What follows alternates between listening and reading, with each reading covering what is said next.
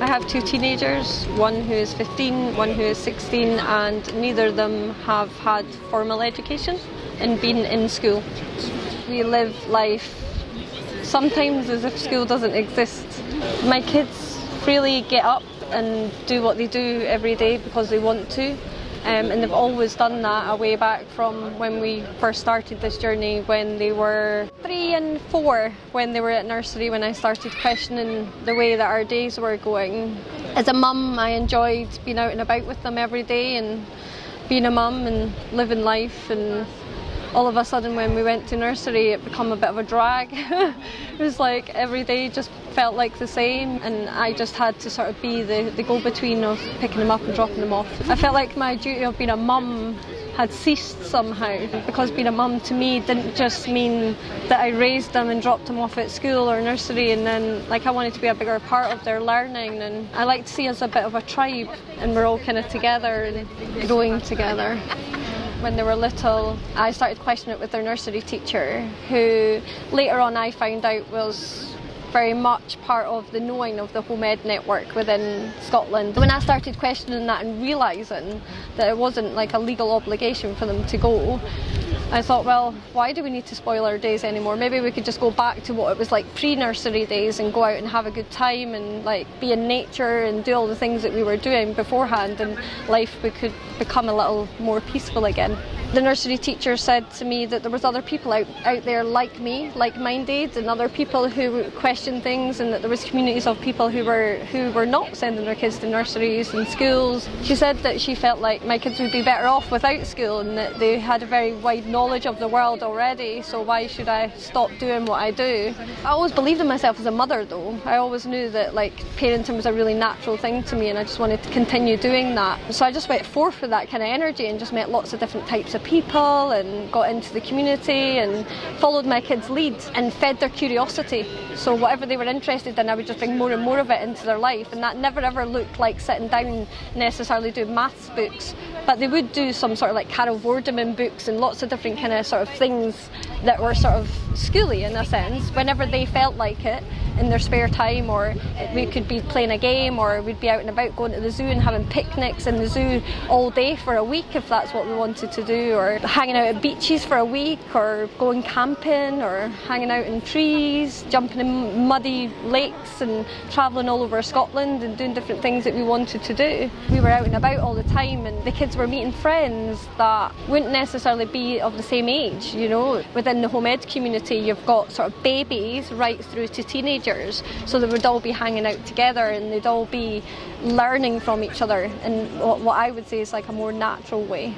I had more freedom in that sense that I wasn't working. I chose to be a stay-at-home parent and be with the kids 24 hours a day really, and be out and about with them, learning with them, and I chose to do that and work later on as they've got older when I've had more freedom. We lived a very minimalistic lifestyle, I guess, so nature was where a lot of our teaching for our kids were. That's when our kids were most happiest, and I believe that most kids are going to be happiest when out in nature. So nature is free, so that didn't cost anything. So it's not as expensive as people would imagine it to be.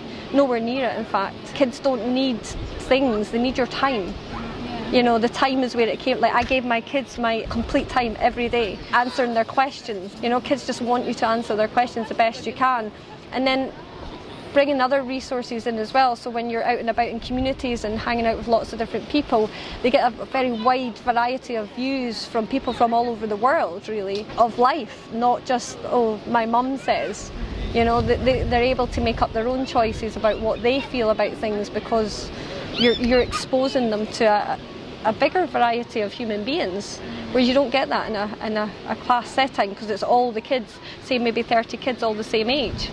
My daughter, who is 16, Ashhy, she's a singer-songwriter.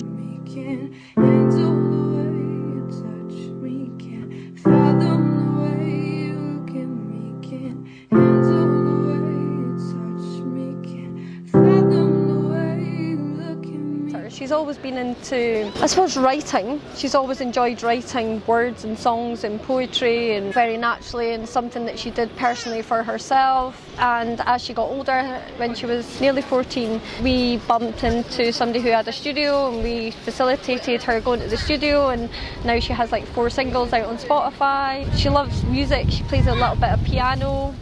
And Bryden is enjoying being a teenager. So Bryden is 15, coming up on August, so 14. The biggest part for me through the teenage years as a parent is just being there to support them emotionally, because all their peers that are at school at the moment are under so much pressure with exams and everything about what everybody else wants from them, whether it be their parents or whether it be the school system.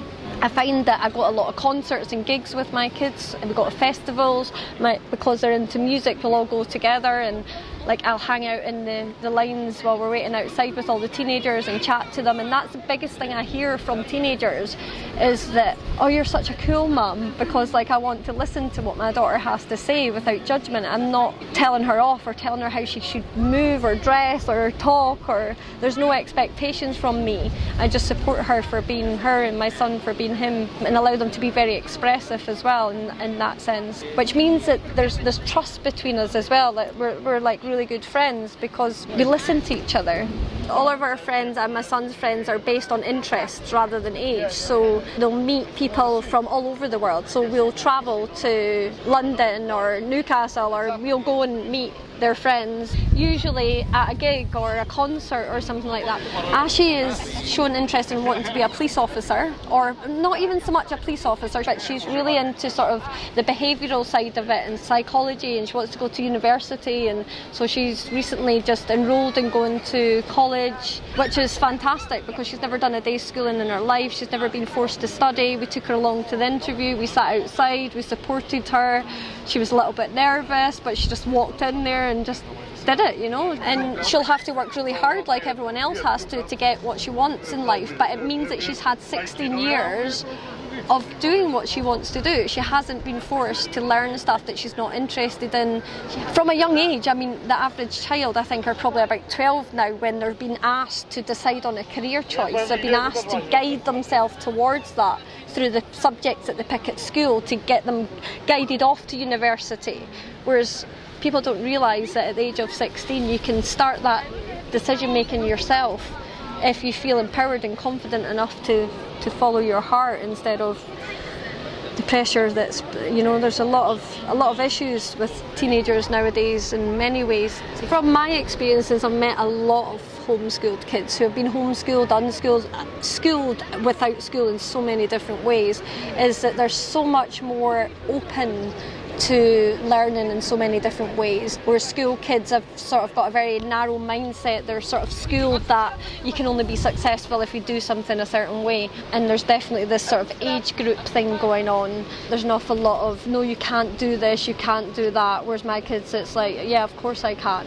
You know, they've got a very much I can attitude, and I think I've noticed that from most homeschool kids is the confidence to just do what they want to do and to go out and achieve it, you know, and trust it. Trust is huge. For me as a parent on this journey as well, is just trusting my kids and being in the moment instead of trying to plan for something that's not here.